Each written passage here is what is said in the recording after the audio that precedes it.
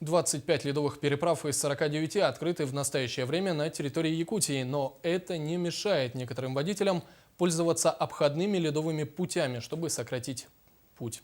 Автомобилистов даже не пугает то, что такие поездки могут быть опасными. Виталий Абрамов продолжит.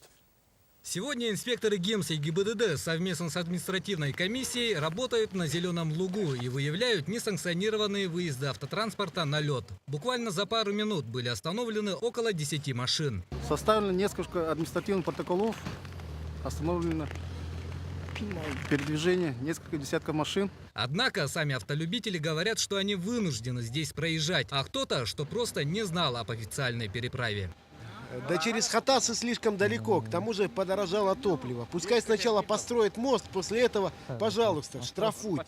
Постоянные будут рейды совместно с Не, ГАИ. ну просто не знали, правда, вот не знали. Я вот первый раз в гостях поехал. В целях недопущения трагедии инспекторы ГИМС ежедневно ведут профилактические работы среди населения по недопущению несанкционированных выездов на лед. Сегодня по республике составлено уже более 220 административных протоколов по статье 9.10 за несанкционированный выезд на лед автотранспортных средств. За несанкционированный выезд на лед грозят штрафы от 3 до 5 тысяч рублей для граждан, должностных лиц до 50 тысяч рублей и до миллиона юрлицам. Но может статься и так, что штраф за выезд на лед просто не с кого будет взыскивать. Напомним, последний трагический случай, когда автомобиль провалился под лед, произошел пару недель назад в Верхневилюйском Улусе. Виталий Абрамов, НВК Саха, Якутск.